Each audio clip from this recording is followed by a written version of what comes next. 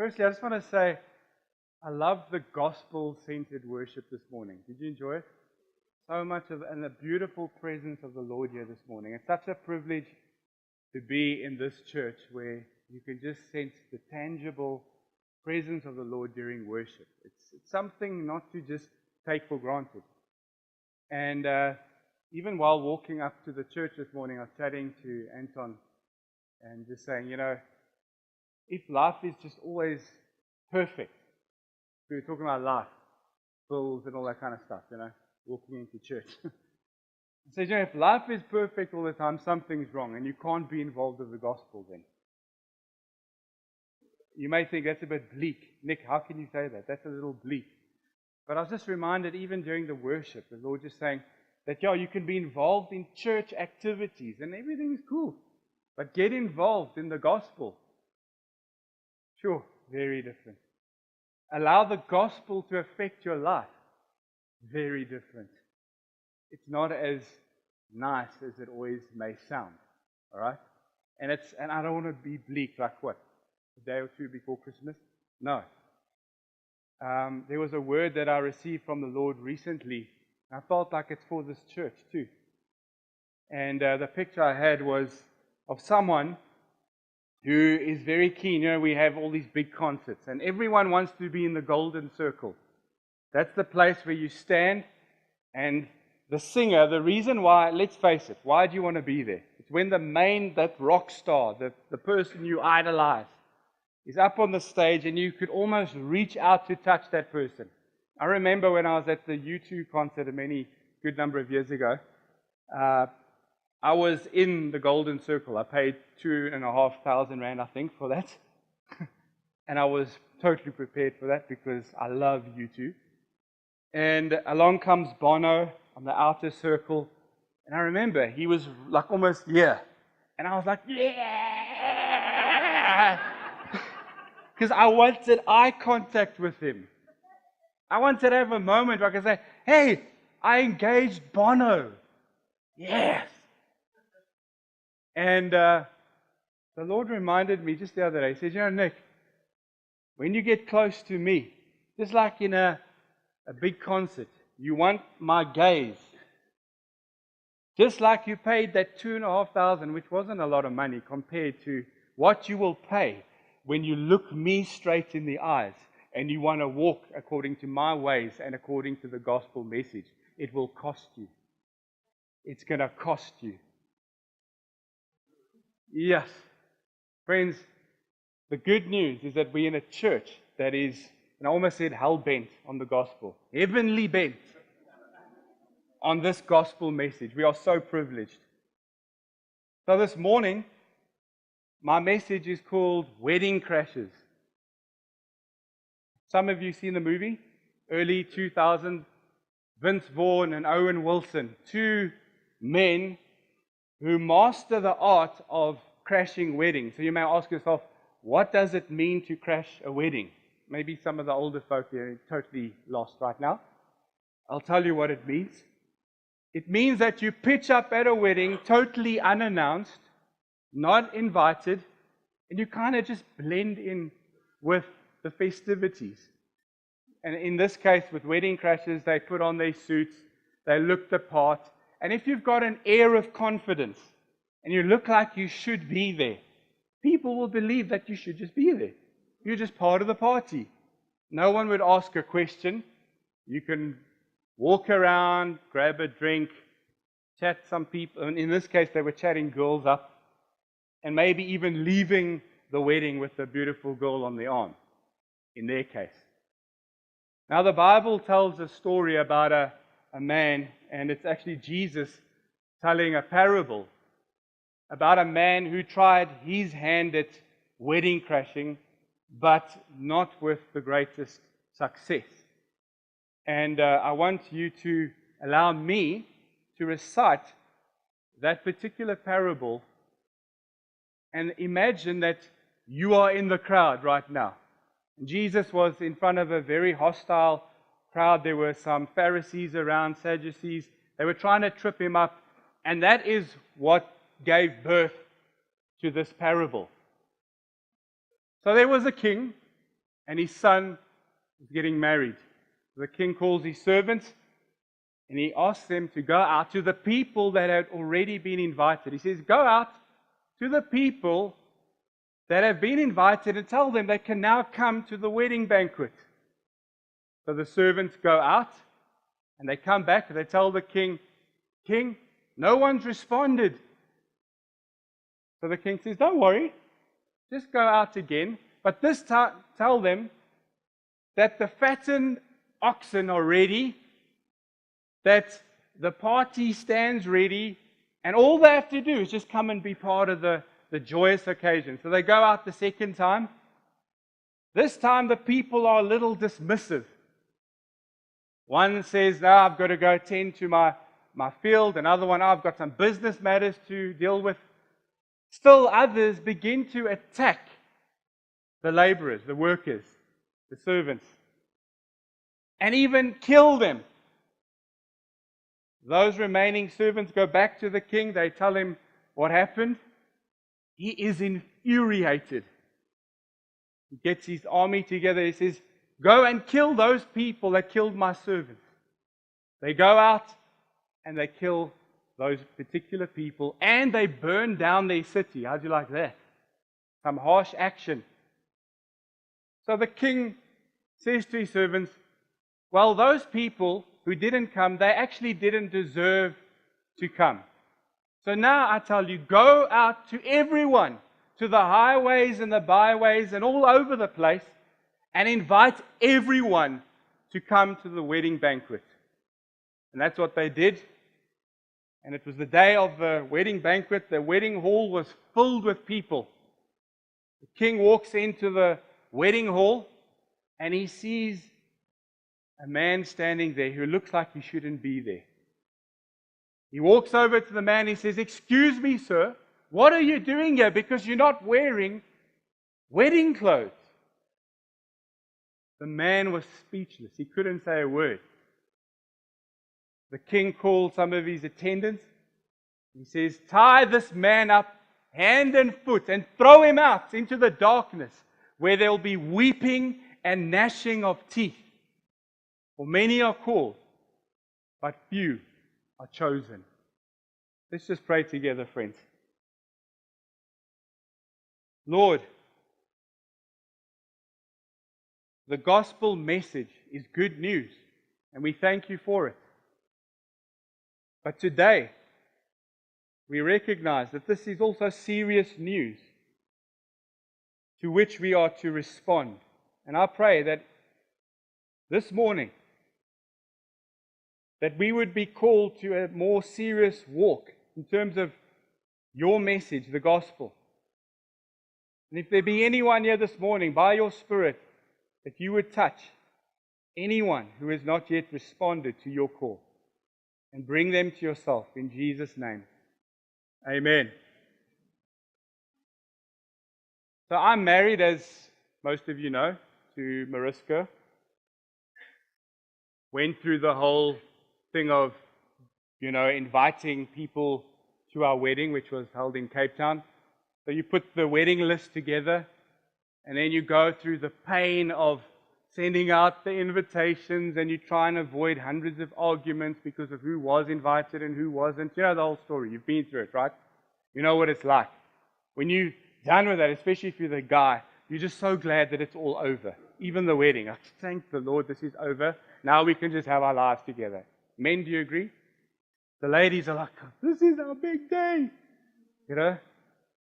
But over here, friends, when I look at the text, the first thing that I see is that Jesus talks about the already invited. He tells the servants, the king in this story, tells the servants to go out and tell those who had already been invited that they must now come to the wedding. And I want to ask you, who were these people? Who were the already invited? Who was it? It was the Jews.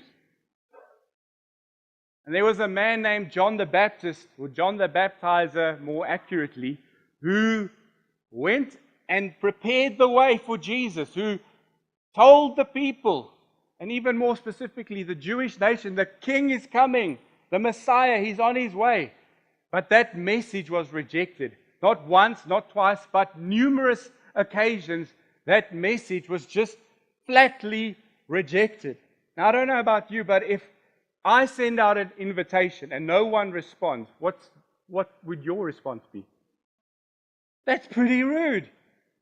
I mean, how many times would I have to invite you to come and be part of something till you eventually come? I would hope that if I send out the invitation once, that would be enough. That would suffice. And either you're coming or you're not. At least just respond. But in this case, the Jewish nation was dismissive and they didn't want to know anything about Jesus, the coming Messiah. Mariska and I, in Cape Town, 1 week leading up to our wedding, we were in a Pick n Pay, and we were busy paying for our goodies. Mariska says to the cashier, "We're getting married on Saturday." The cashier looks at Mariska and says, "Oh, I'm sorry, I can't make it." To which I thought, well, were you invited? Now, any African people here this morning, what does that mean? If you're told about a wedding, it means what? You're invited. I was still trying to figure that out. I didn't remember giving that lady an invitation. But in this case, friends, the people needed to respond. And there are eternal consequences in this matter. This isn't just a matter of, this is just any old wedding. You know, I'll skip this one. This one carries serious weight because it carries eternal consequences. I want to go back to the text. The king says this, "Tell the people, I've prepared the fattened oxen, and everything is ready." You know, honestly, at this point, I really would have just removed the people from the list. And the people are dismissive on top of all of that. Servants get killed. Things happen.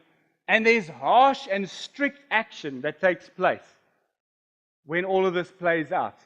Friends, I think there's a message in that Jesus is showing us, is that when you want to reject the gospel to that degree, where violence, and I'm telling you now, I'm sure we're going to see some violent action taking place into the future against those who bring the gospel message. But those people will be seriously dealt with. There was serious action for those who killed those servants. Then listen to what the king says next. Then he said to his servants, "The wedding banquet is ready, but those I invited did not deserve to come." So that tells me that there are people that don't deserve to be at the great banquet one day.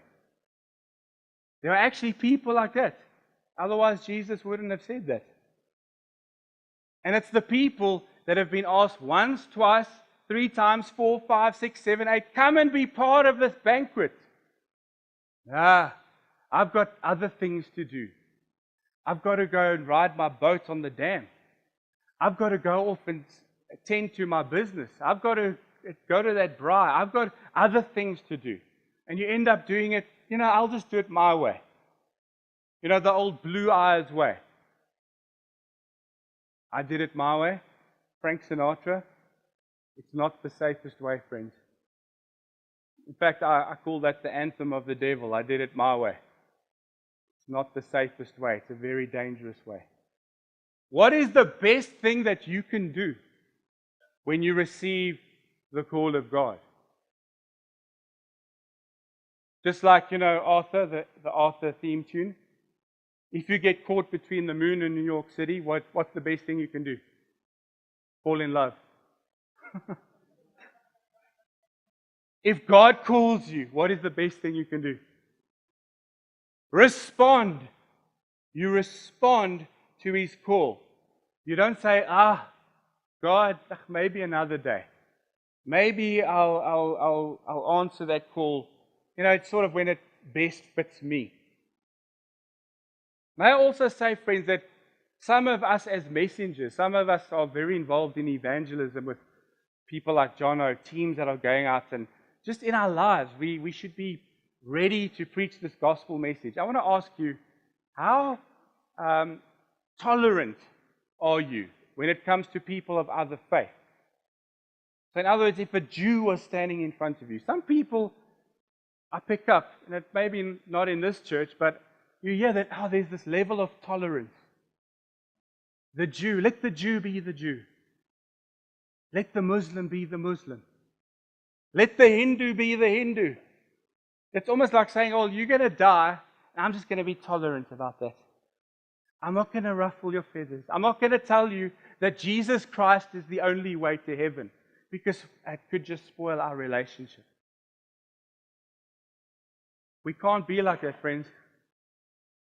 In actual fact, again, I'm mentioning my wife, but she was in hospital recently at Linksfield, and she had a young lady next to her in the bed, and she was very nervous. She was going for a procedure. I'll be honest, she was going for a boob job. The lady next to my wife. Yeah? Very nervous. She was sort of on edge. Her mom was with her.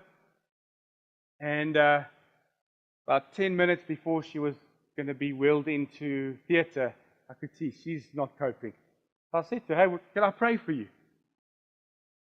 And she knew I'm a pastor at that point. Mariska had already told her a lot about us and all that. And she said, yeah, sure, you can pray for me, but I'm a Jew. I said, well, that's fine. Is there anything wrong? Like, as if there's something wrong with it. So I prayed with her, and of course, I prayed the most Christocentric prayer I could pray. In the name of Jesus, and that peace would come upon Nicole, and that she would just find the love of Jesus in this moment. And when we were done with the prayer, I must admit, I was slightly nervous, because now I'm praying with Jews, for goodness sake. You know? And when I opened my eyes, her mom was busy wiping tears from her face. She said, I've just been touched. This is amazing. Friends, many of us in that moment, I know, you just want to go and seal the deal right there. Okay, give your life to Jesus right now. And I didn't feel that. Some of you may think, well, Nick, come on, you missed out on an opportunity right there. No. Maybe the clock was just moved a little bit closer to the time where somebody else, another servant, comes along and helps to seal the deal. But at least the message of Jesus was brought to that Jewish mom and daughter. And they knew that it was in the name of Jesus that they were touched. They probably experienced something that they'd never experienced before. And that's a beautiful thing. And that's all we have to do, friends.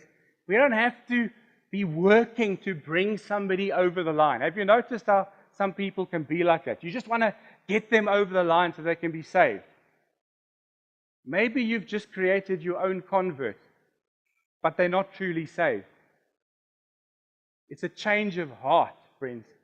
It's not just, I'm being polite right now because you are pushing me to accept Jesus. So I'll just say, okay, I'll accept Jesus. In the meanwhile, nothing has changed in that person's heart. There are two big moments in your life when God happens to you. When God calls you to salvation, there's eternal consequences. And number two, when God sets into motion the plan He has for your life. And that can only happen when you give your life to Jesus. There's so many people walking around not knowing what they must do with their lives. What's the purpose of my life? I don't know. Why do I exist? How about responding to the message of Jesus first? And then He will begin to unfold the plan and the purpose that He has for your life. And in both of these, friends, you have no say. It is God who initiates. It's God who sets all of those things into motion. Let's go on to verse 9 of this text. I like to preach directly from the text, as you may well have noticed. So the king says, so go to the street corners and invite to the banquet anyone you find. We can thank God for this, right? Anyone you find. So not just like the Jews. Jesus was the king of the Jews. But anyone. Which means that everyone is invited. The gospel message is for everyone, friends. Every single person. Then we read in verse 10. So the servants went out into the streets and gathered all the people they could find, the bad as well as the good. And the wedding hall was filled with guests. Bad and good. Now, before salvation, that could be a relative term. Relativity in the world today is quite a big thing. In actual fact, you may be sitting here and you ascribe to some of that thinking. It's relative. Your good is your good and my good is my good. Your bad is your bad and my bad is my bad. It's relative. But according to whose terms, friends? Ask yourself. According to whose terms?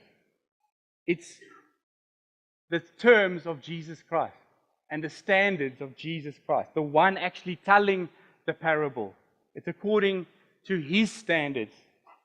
And He alone is good, and He is the ultimate standard of good.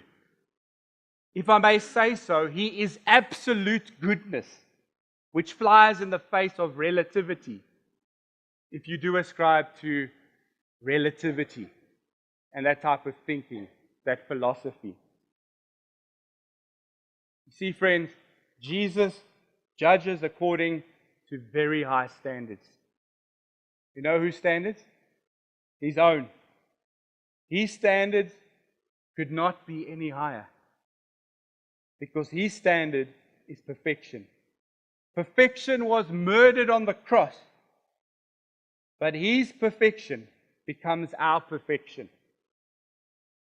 Friends, it's completely irrelevant how you come. Some people are worried about how they come to meet Jesus. It's irrelevant. Whether you think you are good or bad,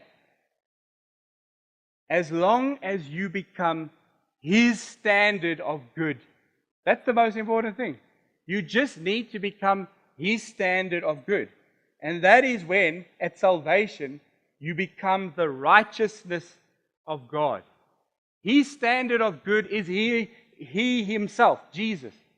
When you accept Him and you become the righteousness of God, that's all you need. It's called imputed righteousness. The way I often describe it is it's like, and I'm sorry, it's going to be quite graphic, but it's like peeing into a swimming pool. All right? And now you try and take the pee out. Some of you are picturing that right now. It's very hard. It's a difficult thing to do. You are imputed with His righteousness. It's as though righteousness is flowing through your veins. It's all over you. It just can't leave you. It's there. It's part of you. It's in the fibers of your body. It's in every cell. It's like little microscope-sized words saying righteous, righteous, righteous, righteous, all over you. You just can't get away from it. It's a beautiful thing. The righteousness of Jesus. Let's continue in the text, verse 11 and 12. But when the king came in to see the guests, he noticed a man there who was not wearing wedding clothes. He asked, "How did you get in here without wedding clothes?" The man was speechless. The man was speechless.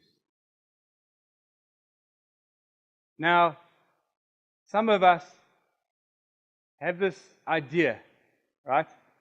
That you can live your life, and I've heard so many people saying this, especially at youth. I remember hey man, I'm just going to live my life. I'm going to enjoy myself. I'm going to just do whatever I like. Then one day, when I stand before God, if there even is a God, right, I will just tell him, look, I've done some really good things. And I'm sure he'll let me in. In other words, he'll let me into the wedding feast. But Jesus is giving us a little bit of a hint over here, friends. Tell me, when you stand before the maker of heaven and earth, do you think you're going to be able to speak? You will speak with his permission. I tell you now, I don't think it's going to be possible for you to even open your mouth.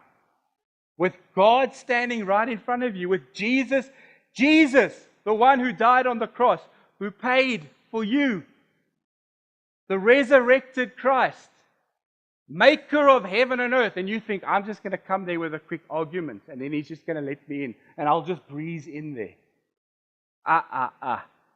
You are seriously mistaken. Seriously. You will be speechless.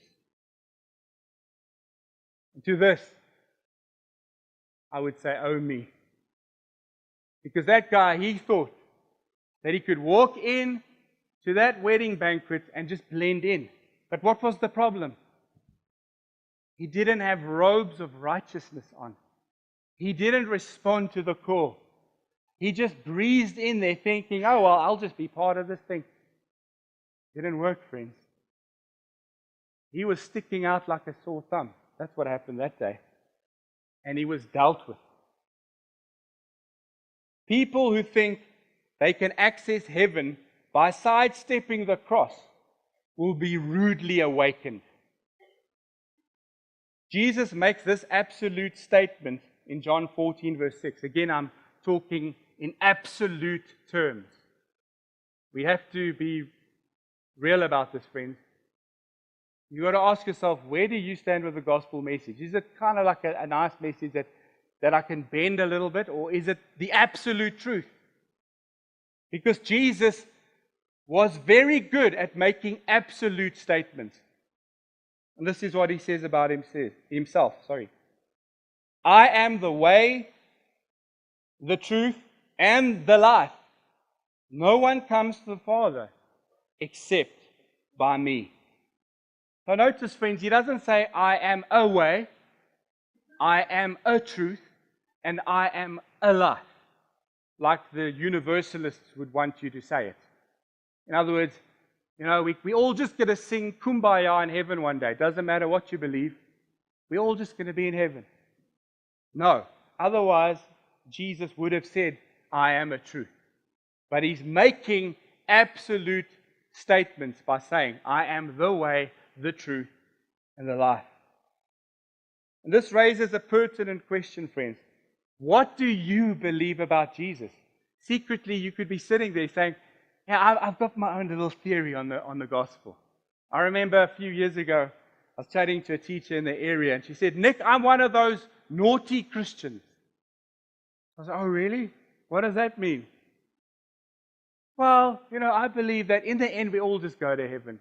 You can be a Muslim, you can be a Jew, you can be whatever. In the end, we all just say, in other words, she has universalistic beliefs.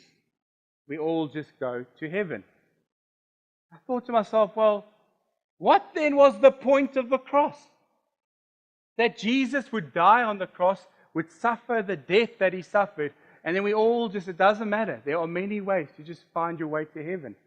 In actual fact, Paul himself had many gripes with the Jewish believers, the believers who had come to faith in Jesus, Jewish people, who would, by default, keep going back to the law, sticking to the letter of the law. And he would say, but you're making a mockery of the cross.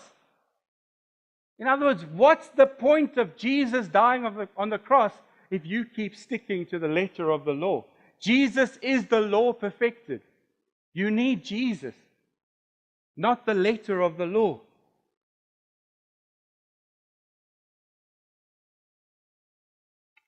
I want to come back to the fact that the man was speechless. What comes after that makes me slightly speechless. Verse 13. The king tells his attendants, tie him hand and foot, and throw him outside into the darkness, where there will be weeping and gnashing of teeth. Sure. Again, I have to remind myself that Jesus is telling this story. This isn't gentle Jesus. This isn't, oh, sweet Jesus. You know, the Jesus that sometimes we can be a little flippant with. When you read that, you recognize who is at work here and who is issuing this warning through this parable. It's not difficult to know what's going on here, right? This man was bound up and thrown out into the outer darkness, which is what? Hell. Gehenna, the place where God does not dwell, where He is not there. You know, God, and that is hell. Not being in the presence of God, being absent of His presence. And I don't know about you, but I wouldn't want to be there, friends. Right now, you are enjoying His overall grace, if we can put it that way. In other words, you are blanketed. Even if you're sitting here this morning with your arms folded and you think, I can't wait for this guy to be finished. Because my mom dragged me to church this morning. You are in God's grace right now, whether you like it or not. Because you're busy hearing this. You're experiencing His grace. When the sun comes up, you're experiencing His grace. It's called overall grace. A day's coming when it's going to be over. When the trumpets sound and you see Jesus and you won't need faith anymore, and then it's over for you. Then you can't say, oh, I see now I believe. Sorry for you. Sorry for you now.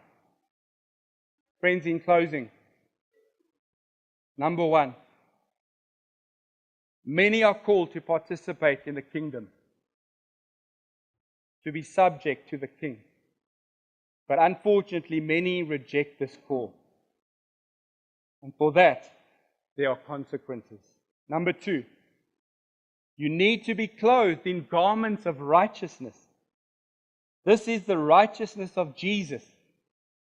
Without this, you can't enter the kingdom. You can't. Isaiah 61 verse 10, I will greatly rejoice in the Lord.